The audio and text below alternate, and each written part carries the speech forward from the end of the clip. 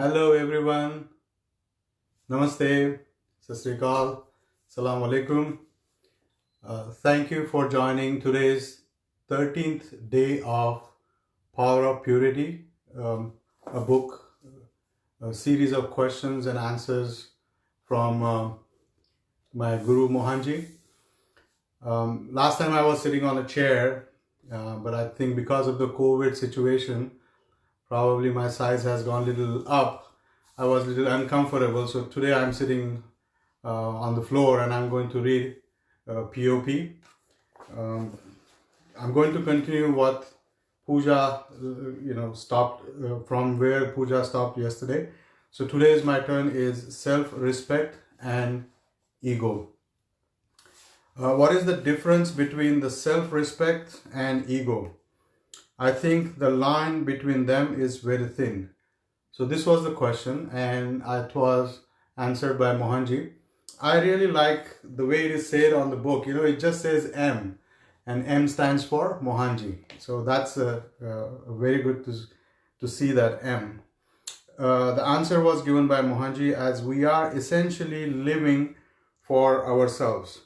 We are here to exhaust our own karmas, all of us.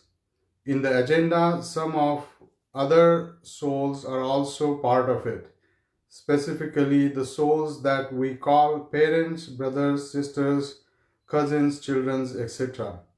Emotions bind relationships and even create ownership while we are already liberated souls handling individual karma. This also creates agony and anxiety which further intensify karmic binding. Energization of any emotion is like watering a plant. When you water plants, sometimes also weeds get nourished. Thus, energization of emotions breeds many negative effects. We have come alone and we will go alone. We have come alone and we will go alone. All these attachments will be left behind at the time of our death. The more we are conscious about what others might think about us and what we think about others, we become limited. The moment we decide to express our true nature and decide that we are a liberated soul and express unconditional love towards all beings, we will realize and live the liberation. The self-respect will not be interpreted as ego. As you said, there is only a thin line between self-respect and ego. Ego exists in all beings as ego is skeleton that gives shape to our character. When it gets overemphasized, it creates a problem for others. If it stays within its own boundaries, if it stays within its own boundaries, it is good. Excess ego is self-destructive. Excess ego destroys at every level, especially relationships. Self-respect is your personality. The way you present yourself to the world, the consistency of your behavior pattern, all this tells the world who you are. Respect has got to be earned through consistent display of unconditional love, selflessness or benevolence. Our existence becomes meaningful when many lives get benefited from it. Otherwise, we will just live and die like a parasite thriving on the fruits of Mother Earth, taking everything but never giving anything. We contribute nothing to the world. It does not matter what others think about us. If our conscience is clear, if we have purity of thought, word and action, the war is won. Others can interpret us the way they want. We cannot do anything about it. We will suffer if we are dependent on their interpretation. Not every dress size fits you. and you cannot wear each dress you are given. You can only wear the dress that suits you and your constitution. So take care of that. Expression of ego to convey a message is your strength. Expression of uncontrollable ego as your nature is your weakness. This is the difference that you should be aware of. Analysis, expression, be aware. Do not censor, be aware. What others might hear or say. Question. Mr. A said that you think he was narrow-minded. Surprisingly, he is not offended. Why do you think he is narrow-minded? Isn't that statement a sign of your arrogance? Mohanji answered, Mr. A is not offended because my intention was good. It's not malevolent. I told him clearly why I thought he should be more open-minded. Why did you not ask him whether this statement amounts to my arrogance? Is up to you to decide. I have nothing to do with such questions. Whatever you think I am that. Nothing more, nothing less. I posted this message just to let people understand how some people interpret my words and messages. Instead of taking the positive stuff, we cling on to the negative. This message is an example. We dissect a positive message and unearth something negative. Another important point. Sometimes it is the witness who is offended, not the one to whom the message is addressed. This is a typical issue. The person who I spoke to has taken the message with grace. The other person who listened to it, a third-party listener, is more offended and is spreading venom. This is how negativity spreads. Negativity breeds by itself. It needs no nurturing like positiveness does. To slip into negative is very easy. I wanted to highlight this aspect of our existence. We can only see through our eyes. Truth remains the truth. Interpretation of the truth differs from individual to individual. This is how the world works. As you rightly said, personal insecurity is one reason for gossip. All are interested to know what the celebrities do. This is also part of our sadistic mind. When a celebrity falls, we are interested. We like to see people falling. All these are naked truth of our social existence. I am trying to show a mirror to the face of the society. Two aspects. One, taking offense on third-party affair and owing it. Second, gaining confidence or popularity through spreading venom. Both are heavily negative. My advice to you is to have nothing to do with it. Material and spiritual. That's the next topic.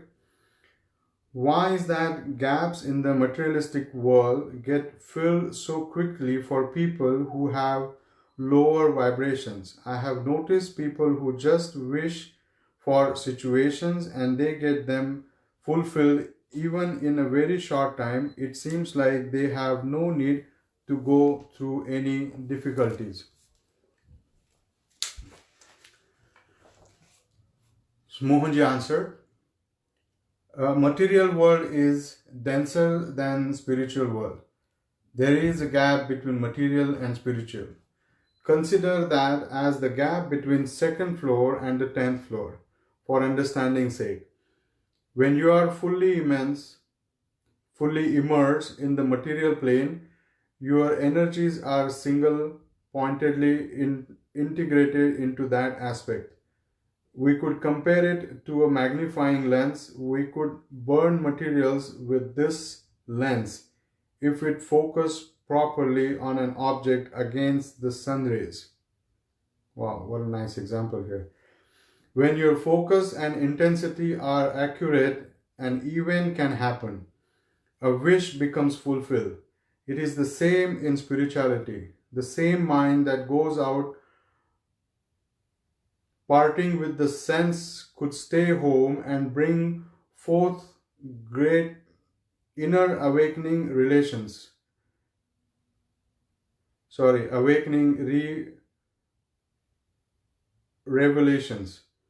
The parting mind and the domestic mind are the same. When the mind goes out parting, it seems like a different entity. When it stays home, it is insignificant and even dissolves into the magnificent soul. The supreme mindless state gives you nirvanic bliss. Your wish becomes command to nature. When you graduate to the level of effectiveness, it is the same on all planes. Material achievements are more tangible and hence visible. They are also a plenty because gross is easier than subtle. Subtle is intangible and mind always pose questions which tilt our faith. When you decide to move towards subtle, the road becomes rough. It is rough almost till you reach your destination. Need to move into the subtle is a need of the soul, which is third of this unending birth and which is tired of this unending birth and death being a garbage carrier. Otherwise, there is no liberation for it. It has to keep carrying the karmic baggage and it has to keep coming back to the earth to exhaust the never ending wish and dreams. Sorry for my pronunciation. Sometimes it's terrible, but bear with me. Thank you. All of us go through a variety of situations over lives. Fortunately, our conscious mind does not understand this as we do not have awareness of our past lives through our conscious mind. Our subconscious stores it all. So the power of materializing your wishes exists in all planes. Consistency of thought, words and actions are the key. Conviction is a necessity. Confusion is the hindrance. So next topic, sins, status and stature. Dear friend, Guru Purnima is a great and auspicious day. I wish you could get the maximum benefit from the auspiciousness in the environment for the spiritual progression. Let me use this time to aware a few questions that are willing in your mind. About sins. We are destroying numerous entities when we cook, when we breathe, when we walk, and even when we sleep. This should be considered as nature's way of recycling life. Do not take ownership of something that you have no control over. Nature uses a tsunami to wipe off a coast along with its people and captive animals. Nature uses a tiger to control the deeper population. Likewise, nature has its means and ways to control life. We cannot take ownership of destructions on that level. We are only instruments in the master plan. Do not entertain guilt for the role you play. Always live with gratitude. Every aspect of your existence is helping your evolution, whether you know it or not. If you plot and kill someone, it's different. If you deliberately destroy anything at all, it's different. If you entertain greed, jealousy, anger, hatred, and all such destructive emotions, it will destroy you and others. Lack of understanding of your nature, of your true nature in one lifetime amounts to a life well wasted. How long will you chase these vain glories?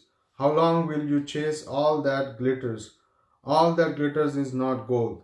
If gold has to happen in your life, whether you chase it or not, it will happen.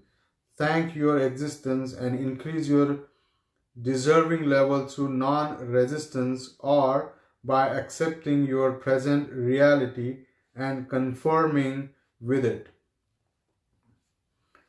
Nothing exists forever. Every role plays has a duration. Everything changes. Just have patience to keep playing the role till the end of scene. Impatience only adds to the agony. I hope I have answered your question on sin. On that aspect,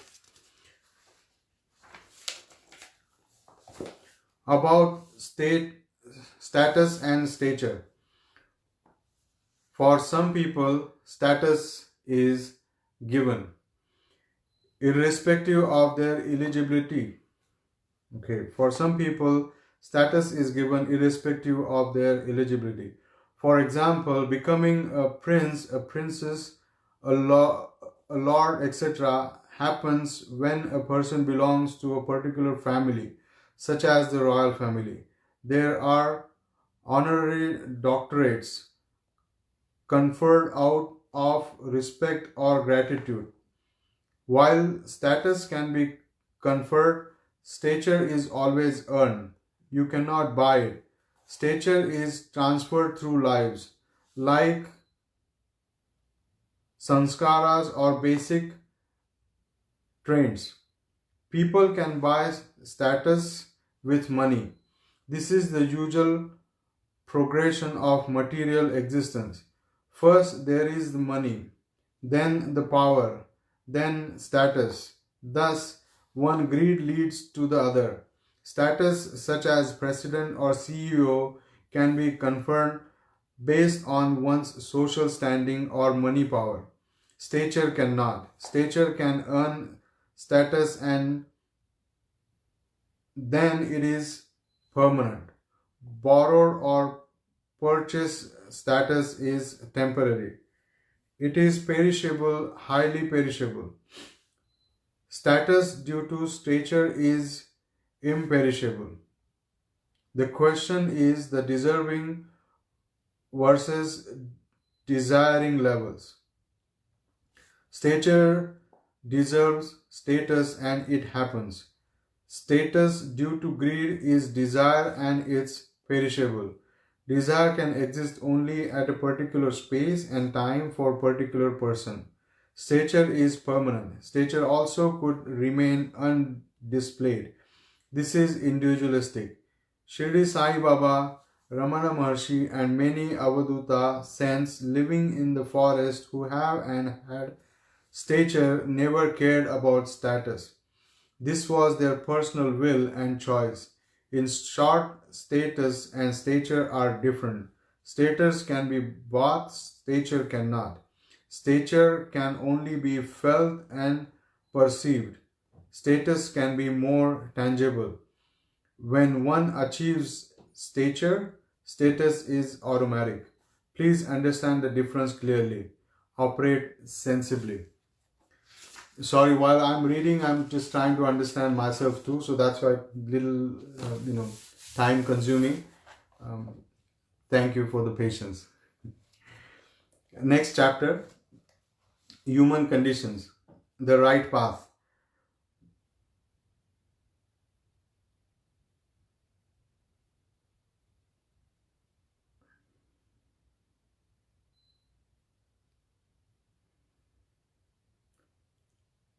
Doubt is a part of human constitution. We doubt everything. This is mainly because of insecurity and fear of failure. What if the society calls us dumb? What if history calls us a failure? All these doubts are blocking everything, specifically our progress. We always live in perpetual fear, one way or the other. Fear of exam, fear of losing image, friendship, appreciation, love, self-esteem, etc. We are bundle of numerous fears. Sorry. This is the opposite of love. The absence of love is fear. Many of you have asked me numerous questions about the right path. My answer is simple. It is the path that you are currently traveling. You could not have traveled another path. It is not a coincidence that you are sitting here and reading this mail. It is not a coincidence that you are born at a particular location to a particular set of parents and lived your life along with particular set of people, education, job, location of living at various points of time, making money, losing money, falling in love, falling out of love, etc. Everything was part of your script and agenda before you set foot on earth.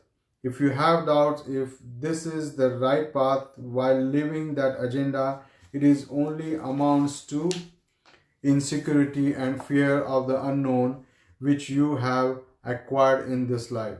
We come here because of our prarabdha or the unfulfilled wishes. In simple terms, we keep coming back in various shapes and names at various locations only for the same purpose.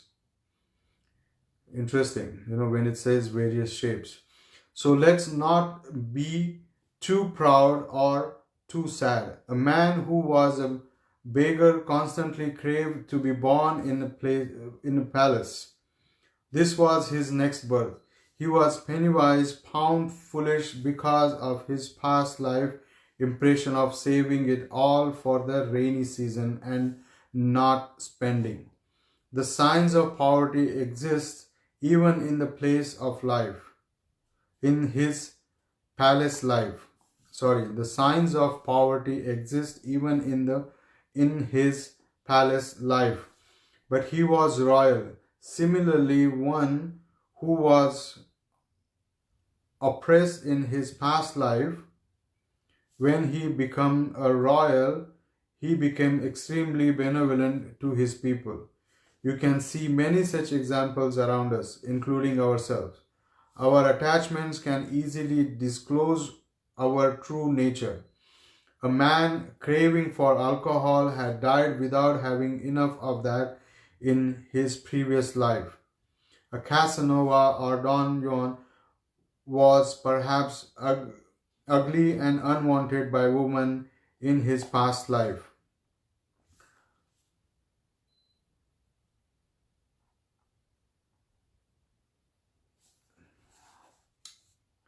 Sorry, I may pronounce this wrong. A voracious eater may have been starving in another life.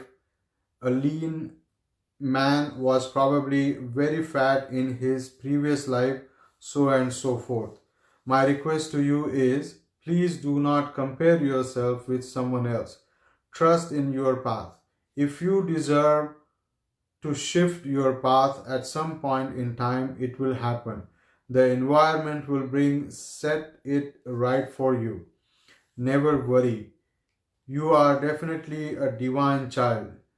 Insecurities of others also need not bother you. Many of you ask me about the right way of worship. Worship whom? Is God outside of you? If yes, where is He? What is your concept of God? The picture that you see on the wall? So what are you in relation to Him? When will you get closer to Him? Only when you become another picture on the wall.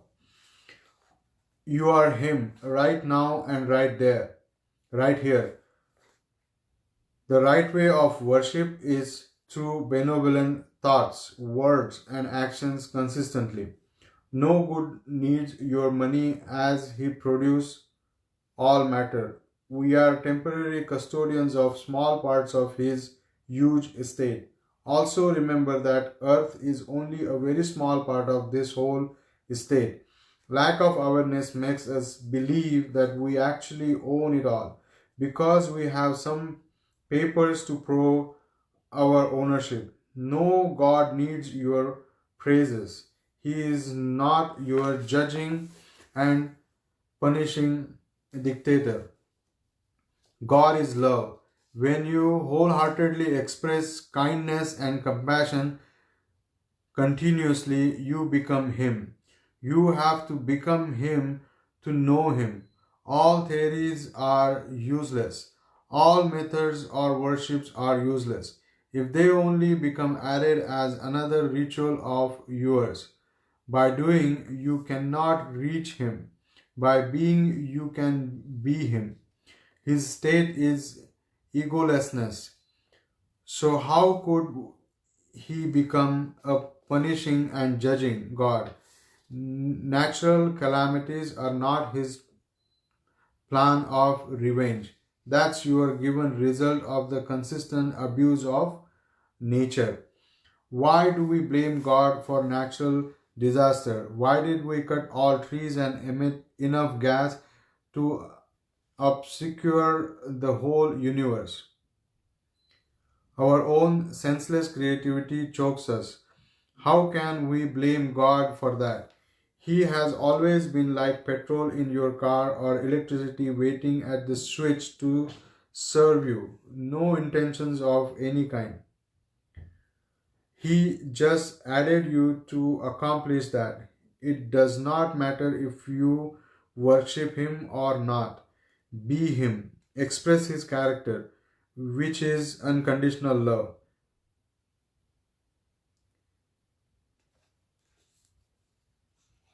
Castrate fears and install faith.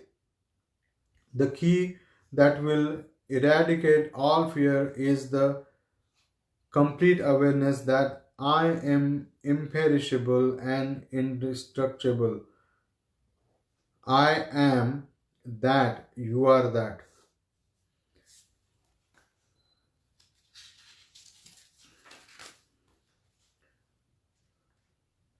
My dear friends, the path that you are traveling now is the right path for you. The moment you think that there is an inadequacy, understand that it's the play of your mind. There is nothing wrong. It is the nature of mind to create these feelings and push man to edge very often in life.